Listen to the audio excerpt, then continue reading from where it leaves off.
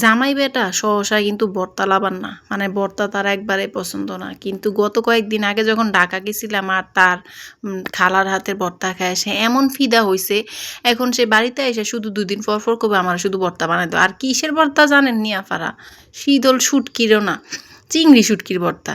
মানে চিংড়ি মাছের যেটা আর চিংড়ি শুটকির ভর্তা, মানে এইটা বানাইতে গেলে আমার যে কত কষ্ট এই বেড়া যদি বুঝতো। তারপরও জামাই যেহেতু আবদার করছে বানাই এত খাওয়াইতে হইবই, তাই না?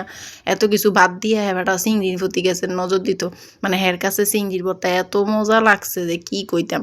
কয়েকদিন আগেও বানাইছি, এটা 4 দিন লাগে খাইছে, আজকে আবার বানাইতেছি। তো যাই হোক, কীভাবে বানাইছি এটাই দেখাই। আমি তো মনে করেন জীবনও ভর্তা বানাইতে পারতাম না। এখন জামাই বিয়ে শাদি কইরা জামাইয়ের পছন্দের কি কি পছন্দ করে ওই সব দেখে দেখে আর আমাদের ইউটিউব দা আছে ওইখান থেকে শিক্ষা শিক্ষা সবই ট্রাই করি।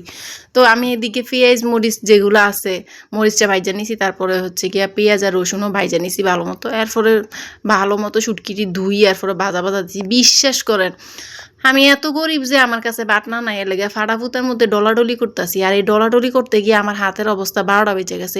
এডি যেহেতু চিংড়ি শুটকি, এই কারণে এটির খোসার কারণে এটি খইসা খইসা থাকে, ডললেও মনে হয় যে মিহি হয় না।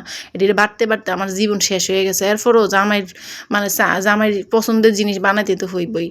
তো এদিকে একবারে সুন্দর করে একটু পানি দিয়ে দিয়া যেন মিহি মিহি হয়, এই জন্য একবারে ডোলাডলি করতেছি। আর বাটনা থাকলে তো মনে হয় না মিহি হইব। আর যদি চিংড়ি মাছ দিয়ে বানায় তাহলে এত কষ্ট হয় না।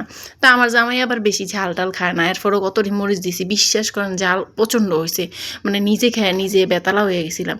তো এদিকে একবারে মরিচটি দিয়া একবারে মনে মনে কইতাছি আজ যে খাইয়া তুই বেতালা হয়ে থাকবি জামাই, আর কবি না বত্তার কথা। বেটা তো জাল খাইতেই পারে না, কি করবো আর। এর লেগে একবারে মরিচও দিছি কয়েকটা। আর চিন্তা করতেছি আজকে জানি ভর্তা খাইয়া কি না কি বলে।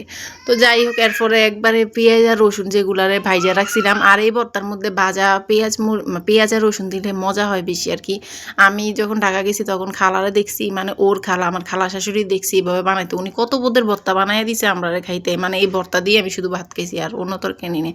তো ভাবলাম আমার জামাই যেহেতু এত পছন্দ করছে এই ভর্তাটা, একটু তো চেষ্টা করাই যায়। তো কয়েকদিন আগে বানাইছিলাম তখন অনেক মজা হয়েছিল। পরে আমি ভাবলাম যে আবার বানাই দিই। আর বেচারার যখন আমি জিজ্ঞাসা করি ভর্তা কি বানাবো, তখন বলে বানাও। মানে এমন ভাবলো মনে হয় যে থাক তোমার কষ্ট হইব, কিন্তু মনে মনে কয় আমি বানাইলে তো ভালোই। তো যাই হোক, ভর্তার প্রসেসিং তো তোমরা দেখলাই, অনেক মজা হয়। এখন তোমরাও চাইলে চেষ্টা করতে পারো। তো ভালো লাগলে ভিডিওটা শেয়ার করবা। আল্লাহ হাফেজ।